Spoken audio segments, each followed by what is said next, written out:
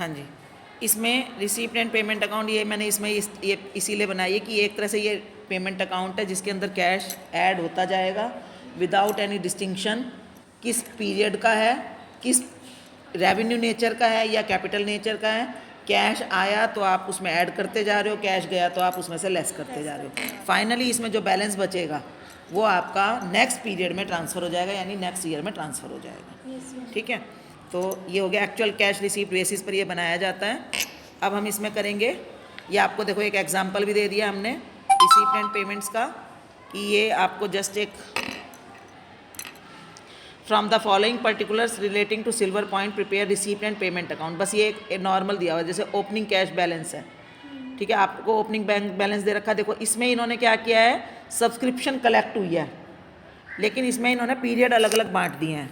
2015-16 के लिए अलग से लिख दिया कि भाई पैसे आए हैं, 15-16 के नाम के इतने पैसे आए, यानी ये हमारे करंट ईयर पैसे तो आए हैं, हमारे कैश में ऐड हो गए हैं, लेकिन ये इस साल की इनकम नहीं है। तो इनकम एंड एक्सपेंडिचर बनाते हुए हमें इसको ध्यान में रखना है। ठीक है, ऐसे सारा सेल ऑफ रिफ्रेशमेंट की सेल से आया, ठीक है, और क्या एंट्रेंस फीस रिसीव करने से आया। ऐसे ही sale of old sport material, इससे भी पैसा आया। Donation received in for pavilion, है ना, दिख रहा है ना, उससे भी पैसा आया। रेंट पेड, इससे पैसा गया। ठीक है, स्पोर्ट्स मटेरियल परचेज्ड, पैसे की पेमेंट हुई होगी ना। परचेज ऑफ मेडिसन्स, क्या लिखा है, परचेज ऑफ रिफ्रेशमेंट, पैसा गया। Expense for maintenance of tennis court, इसमें भी पैसा यूज हुआ होगा। सैलरी पेड, पैसा गया होगा। टूर्नामेंट एक्सपेंसेस, पैसा। तो देखो इसमें आप देखोगे हर तरह की चीज़ है। फर्नीचर खरीदा, हालांकि है तो एसेट खरीदी, वो भी इसमें लिखी है। डोनेशन आई है, पवेलियन के लिए आई है, वो भी इसमें लिखी है। जो भी किसी भी पर्पस के लिए हमारे पास जो भी कैश रिसीव हुआ है वो सारा इसमें आएगा। जो भी किसी भी पर्पस के लिए कैश यूज़ हुआ है वो सारा इसमें पेमेंट की साइड आएगा। ठीक है, तो इसके बेसिस पर अगर आपको क्वेश्चन आ जाता है बनाना है तो आप अपना रिसीप्ट एंड पेमेंट अकाउंट इसी तरह से बनाएंगे। देखो एक साइड रिसीप्ट्स हो गई, एक साइड पेमेंट्स हो गई, बैलेंस बीडी कर दिया छांट के उसमें। देखो जहाँ लगा कि कैश आया है वो लिख दिया, कैश का बैलेंस, बैंक बैलेंस, सब्सक्रिप्शन, तीनों कुल मिलाकर टोटल सब्सक्रिप्शन के 9,000 रुपये आए, दिख रहा है। सेल ऑफ रिफ्रेशमेंट से पैसे आए, जहाँ पैसे आए वो रिसीप्ट में लिख दिए, टोटल 25,000 रुपये हो गए। टोटल मतलब यहाँ देखो आपको टोटल क्या बता रहा है, 25,000 रुपये आए। वो हमने कहाँ कहाँ खर्च किए, सारे खर्चे लिख दिए साइड में। और इसके बाद देखो लास्ट में कैश इनके पास 400 रुपये है, बैंक 6,000 रुपये है। अब इसको जब इन्होंने टैली किया तो देखो आपस में टोटल टैली हो गया। तो इसका मतलब ये इनका जो लास्ट में कैश और बैंक का जो बैलेंस बचा हुआ है वो बिल्कुल करेक्ट है। ठीक है, तो इसमें तो आपको कुछ नहीं करना था, ओनली अगर इसमें लिखा होता आउटस्टैंडिंग सैलरीज तो वो इसमें आता, रिसीप्ट एंड पेमेंट में वो नहीं आता। हाँ, तो नहीं आता। ठीक है, ऐसे रेंट एक्रूड नहीं आता। सिर्फ जो एक्चुअली में जहाँ पर कैश रिसीव और पे हुआ है वो आपने यहाँ पर लिखकर उसको क्लासिफाई करना है। तो इस टाइप का क्वेश्चन भी आ सकता है, और ये अगर ऐसा क्वेश्चन आया तो इजी रहेगा, है ना। चलो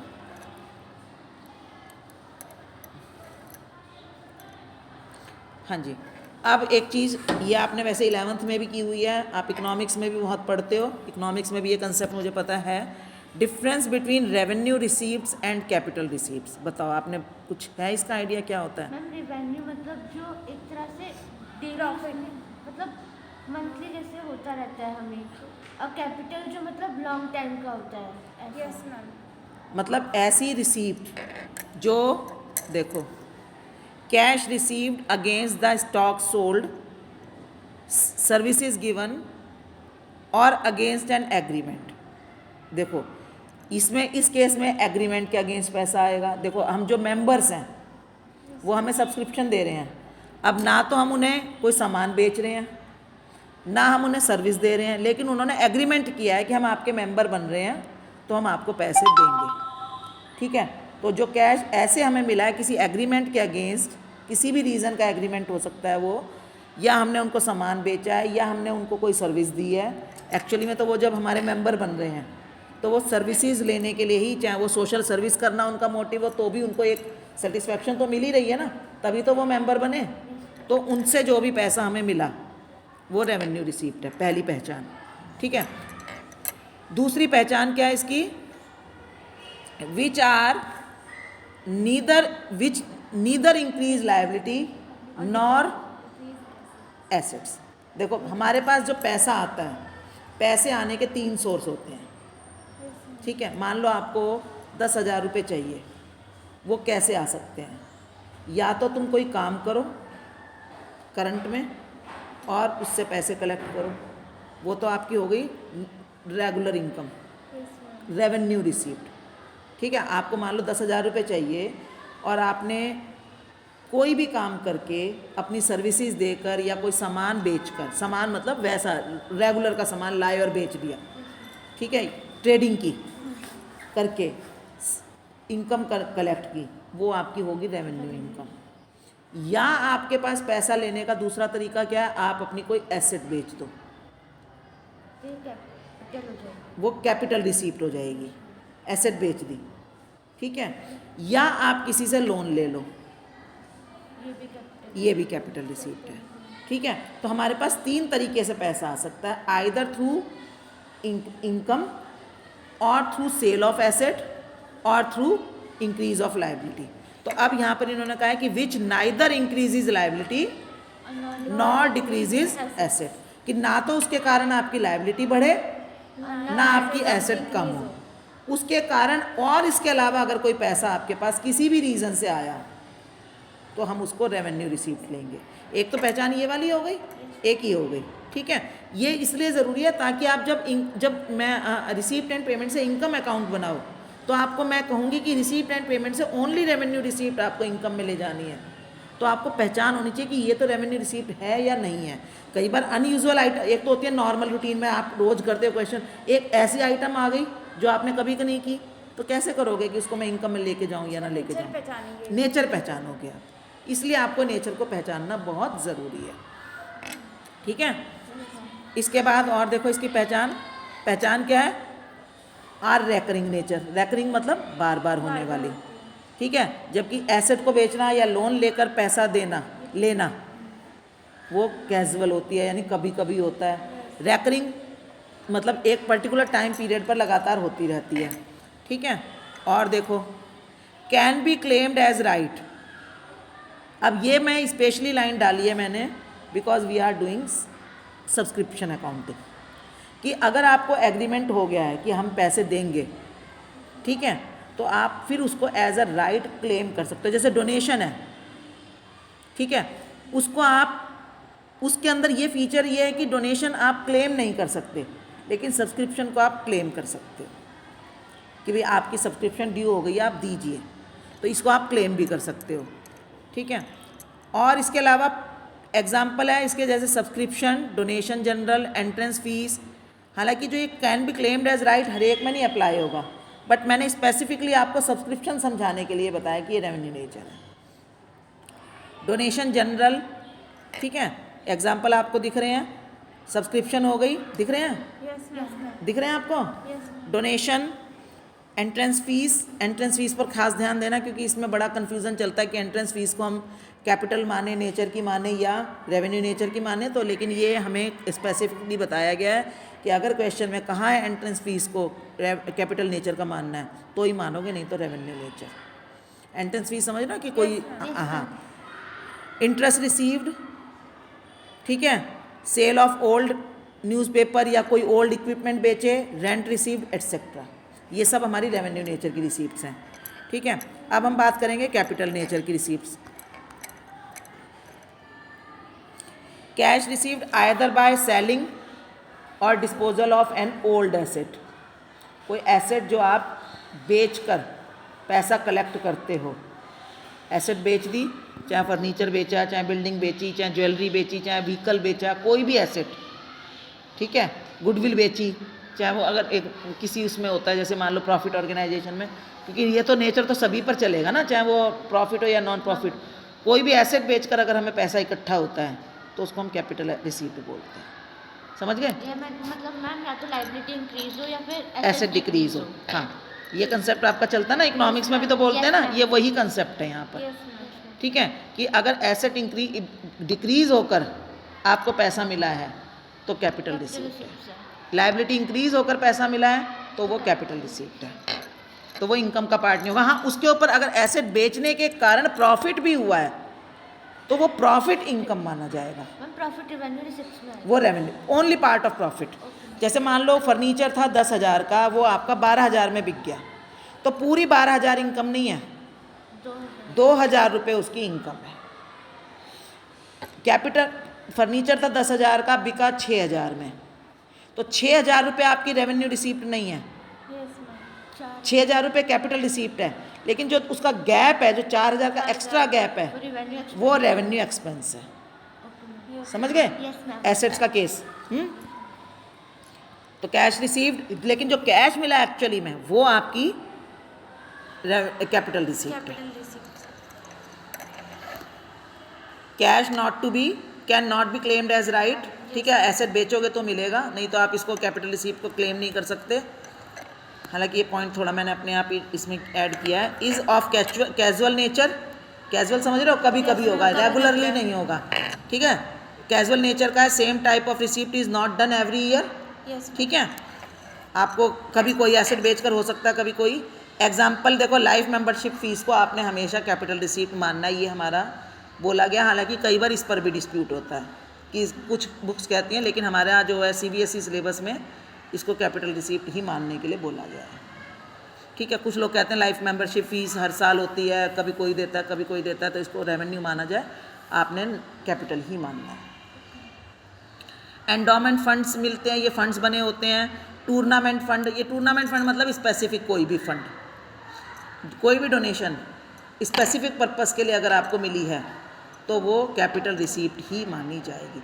जनरल डोनेशन है, विदाउट एनी स्पेसिफिक पर्पस के मिली है तो वो revenue receipt. Donation for specific purpose, ठीक है, वो भी हम देखते हैं कि किस टाइप के, उसके अकॉर्डिंगली आपको फंड के लिए मिली है, क्योंकि आपने फंड क्रिएट किया है, उसके लिए आपको डोनेशन मिली है, तो वो रेवेन्यू रिसीप्ट मानी जाएगी।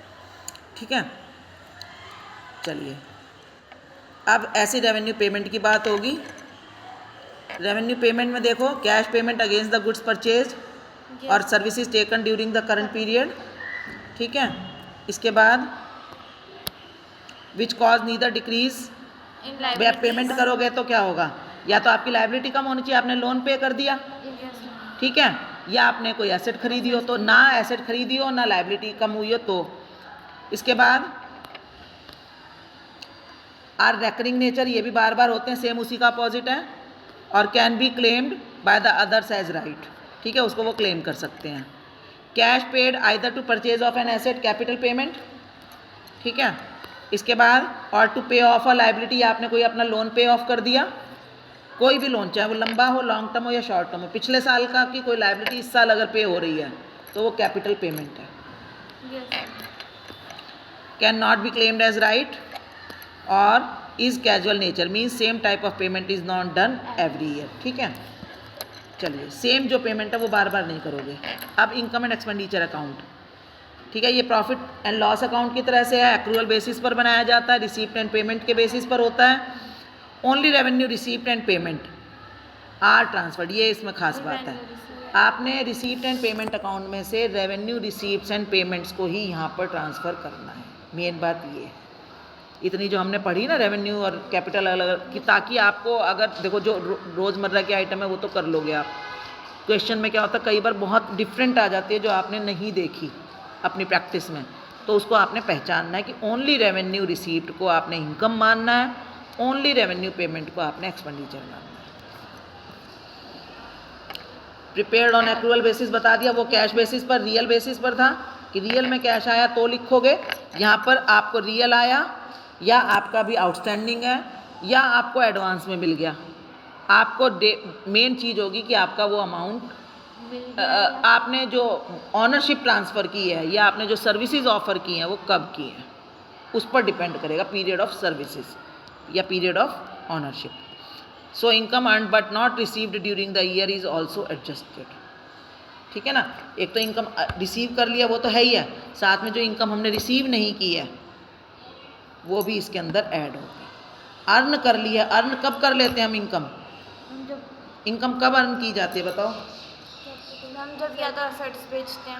नहीं, इनकम अर्न करना, इनकम अर्न करना काम कर लेते हैं। जब हम काम कर देते हैं तो हमारी इनकम अर्न हो जाती है, बेशक हमें उसके पैसे अभी ना मिले, इनकम मानी जाती है कि हमारी इनकम अर्न हो गई है। हमारा राइट बन गया ना, लीगल राइट बन गया, तो हमारी इनकम अर्न हो गई।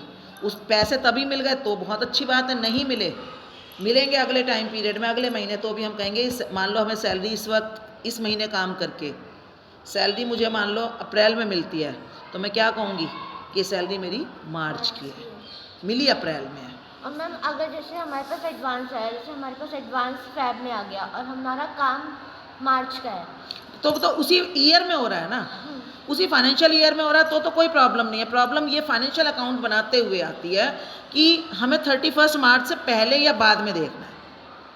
मान लो पैसे मेरे पास मार्च में आ गए, सामान मेरे पास अप्रैल में आया, तो खर्चा वो अप्रैल का माना जाएगा। मार्च में वो मेरी एक एसेट बन जाएगी। मार्च में जब मैंने पेमेंट की है, समझ रहे हो, पेमेंट करने से मेरे पास राइट आ गया कि मैं सामान ले सकती हूँ, तो वो मेरा एक राइट क्या है, राइट एसेट्स क्या होती है हमारी, राइट, तो तब तक वो मेरी एक एसेट है। मैंने अगर किसी को 500 रुपये उधार एडवांस दे दिए हैं कि तुम मेरा सामान मुझे अप्रैल में दे देना, तो जब मैं मार्च की बैलेंस शीट लिखूंगी तो मैं कहूँगी 500 रुपये पेड इन एडवांस। क्यों पे किए? एडवांस पे कर रखे, वो मेरा राइट है सामान लेने का।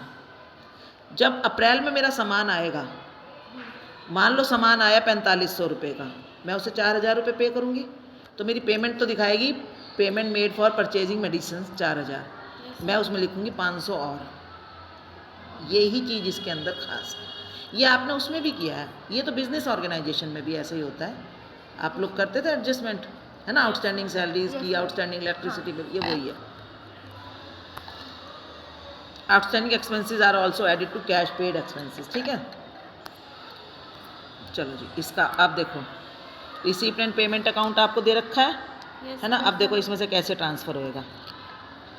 ये हमने इनकम एंड एक्सपेंडिचर है। अब देखो इसमें मैंने, हाँ ये देखो ये क्या चीज़ है बताओ, ये एरो क्या कह रहा है, देखो मम्मी कह रहे कि जो डेबिट साइड है, डेबिट साइड नहीं, रिसीप्ट साइड है। वो हमें रिसीव हुआ तो एक तरह से हमारी इनकम है, तो इनकम में जाएगी। हाँ, यानी रिसीप्ट साइड सारी जो रेवेन्यू रिसीप्ट्स है, देखो यहाँ पर ये बीच में लिखा है, यस मैम, रेवेन्यू रिसीप्ट लिखा है ना यहाँ पर, कि जो रेवेन्यू रिसीप्ट होंगी वो इधर ट्रांसफ़र होंगी, इनकम में ट्रांसफ़र होंगी। अब देखो इसमें से सही हो रहा है आपको, देखो दिख रहा है, बताओ इन्होंने बैलेंस बीडी ट्रांसफ़र किया इधर? नो मैम, क्यों नहीं किया? क्योंकि वो पिछले साल की एसेट है, पिछले साल का बचा हुआ पैसा हमारी एसेट है। तो अगर हम पिछले साल की बैलेंस शीट में देखेंगे तो आपको ये वहाँ मिलेगा, और आपको बनानी है तो वहाँ बनाना है।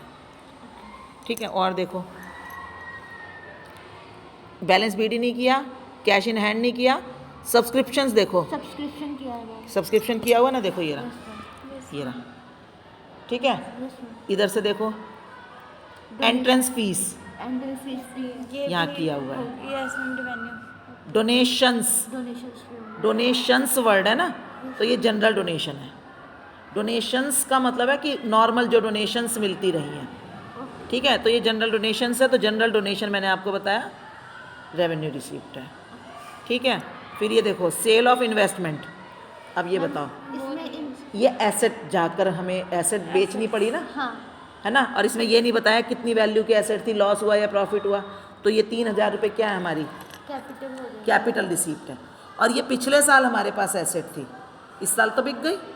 तो अगर आपको पिछले साल की बैलेंस शीट बनानी हो, जैसे कि नॉर्मली इन क्वेश्चंस में होता है, तो ये पिछले साल की बैलेंस शीट में जाएगा, अगले साल की बैलेंस शीट में से ये चला गया। तो ये आपको देखो यहाँ पर नहीं आया, समझ में आया? हाँ, इसके ऊपर अगर प्रॉफिट दिया होता तो प्रॉफिट आता, प्रॉफिट यहाँ पर आता, लॉस दिया होता तो लॉस यहाँ आता, एक्सपेंडिचर में। हाँ, समझ गए? ये क्लियर हो गया बिल्कुल कैसे ट्रांसफर करना है? चलो, ये क्या है बताओ? मैम जो पेमेंट है वो एक्सपेंडिचर, रेवेन्यू नेचर की पेमेंट्स, इसलिए आपको कैपिटल और रेवेन्यू पता होना चाहिए, तभी तो करोगे ना। तो देखो देखो सैलरी क्या है? रेवेन्यू आ गई इधर। हाँ अगर आउटस्टैंडिंग होगी वो नीचे एडजस्टमेंट में गिवन होगी, वो ऐड हो जाएगी। अभी तो हम कैश मान रहे हैं, कोई एडजस्टमेंट नहीं है तो पूरी आ गई, यही बन गई। रेंट, रेंट भी revenue electricity, revenue taxes, revenue printing and stationery. Revenue stationery जो है ना कई बार कंज्यूमेबल आइटम्स होती है, तो इसका अगर स्टॉक बचा हुआ हो, नीचे बता रखा हो, हाँ तो वो आपको माइनस करना है, वो एक्सपेंस नहीं हुआ ना। जैसे मान लो आपने प्रिंटिंग एंड स्टेशनरी का सामान मान लो 300 कितने 80 रुपये का ख़रीदा, इसमें से 100 रुपये का सामान अभी बचा पड़ा है, तो आप यहाँ खर्चा 280 रुपये दिखाकर 100 रुपये एसेट्स में ले जाओगे। जो कंज्यूमेबल आइटम्स होती है ना, जो स्टॉक वाली चीज़ें होती हैं, वो आपने देखना होता है हमने इस साल कंज्यूम कितनी की। अब क्योंकि इसमें कोई एडिशनल इन्फॉर्मेशन नहीं है तो हम ये मानेंगे कि सारी कंज्यूम हो गई। हाँ, और देखो सन्ड्री एक्सपेंसेस आ गए। बुक्स परचेज, एसेट्स आई ये एसेट्स है, तो ये यहाँ नहीं आएगी, ये कहाँ चली जाएगी? बैलेंस शीट में। इस साल परचेज किया ना, तो ये बुक्स पिछले साल हो सकती थी? नहीं ना, ये वाली बुक्स तो नहीं होंगी ना। जब खरीदी इस साल है तो ये पिछले साल की बैलेंस शीट में नहीं जाएगा, इस साल की जो बैलेंस शीट है इसमें जाएगा। क्योंकि इन क्वेश्चन में ना कई बार आपको पिछले साल की बैलेंस शीट भी बनवाते हैं। कैपिटल फंड नहीं बनाना, निकालने के लिए बनाना पड़ता। आप लोगों ने क्वेश्चंस तो किए हैं ना इसके, तो उसलिए मैं ये बात समझा रही हूँ आपको। मैम न्यूज़पेपर जो होते हैं वो एसेट्स नहीं, वो एसेट्स नहीं होते। न्यूज़पेपर तो की लाइफ एक ही दिन होती है, तो उसका जो स्टॉक बचा हुआ है उसको हम खर्चा ही मानते हैं, अपना एक्सपेंस में ही रखते हैं। न्यूज़पेपर की लाइफ, पीरियोडिकल्स की लाइफ बहुत शॉर्ट होती है, बुक्स की लाइफ लंबी होती है। हाँ जी, government bonds purchase, government bond purchase ma'am capital nature का होता है। कैपिटल नेचर की है ना, हमने एसेट ही तो खरीदी है जिसके ऊपर हमें इनकम मिलेगी बाद में। अब इससे होने वाली अगर कोई इनकम दे रखी होती, जैसे देखा होता 10% गवर्नमेंट बॉन्ड, तो मैम तो आप खुद निकालते कि इसके ऊपर 10% हमें इनकम मिली होगी, तो वो इनकम तो यहाँ आ जाती, इनकम में आ जाती। लेकिन जो गवर्नमेंट बॉन्ड के लिए जो आपने पैसे दिए हैं 10,000 रुपये, वो आपकी एसेट्स में जाते हैं। Yes ma'am. ठीक है। और अगर मान लो यहाँ लिखा होता ना जैसे 10% गवर्नमेंट बॉन्ड, समझ रहे हो, तो इसका मतलब 1,000 रुपये इसके ऊपर इंटरेस्ट भी आता। वो 1,000 रुपये इसमें कहीं दिया नहीं, आया या नहीं पता, तो फिर हम मानते वो एक्रू हो गया, फिर वो यहाँ इनकम में भी आता। जैसे हमारा होता है ना प्रॉफिट एंड लॉस अकाउंट में या कैश फ्लो में, आपने देखा कि एडजस्टमेंट वाली चीज़ें 2 जगह जाती हैं, वो रूल यहाँ पर भी चलेगा। चलो अभी ये सिंपल क्वेश्चन है। Fix deposit with bank, ma'am को फिक्स डिपॉजिट, ये क्या बताओ? एफडी एफडी है ना, हाँ। क्या है ये हमारी एसेट? खर्चा तो नहीं है ना ये भी? तो ये देखो वो तीनों चीज़ें यहाँ पर नहीं आई है ना, ना गवर्नमेंट बॉन्ड आया, ना बुक्स आई, ना फिक्स डिपॉजिट आया, ना कैश इन हैंड आया। ये सारी एसेट्स है ना, समझ रहे हो ना, ये हमारे पास अगले साल काम आएंगी ना ये सब चीज़ें, तो ये हमारा एक्सपेंस नहीं है। जो चीज़ें हमारी अगले साल भी काम आएंगी वो हमारी एसेट्स हैं, उनको हम बैलेंस शीट में ले जाएंगे। उनके ऊपर होने वाला लॉस या डेप्रिसिएशन वो यहाँ एक्सपेंस में आएगा। ठीक है ना, ये तो सिंपल क्वेश्चन है, इसलिए इसमें ये सब चीज़ें नहीं दी हैं। समझ में आ गए? Yes ma'am. इस तरह से आपको ये ट्रांसफ़र करना है। ये आपका ध्यान रखो, रेवेन्यू से सारा इनकम, पेमेंट से सारा एक्सपेंडिचर। ठीक है, तो चलो अभी इतना करते हैं।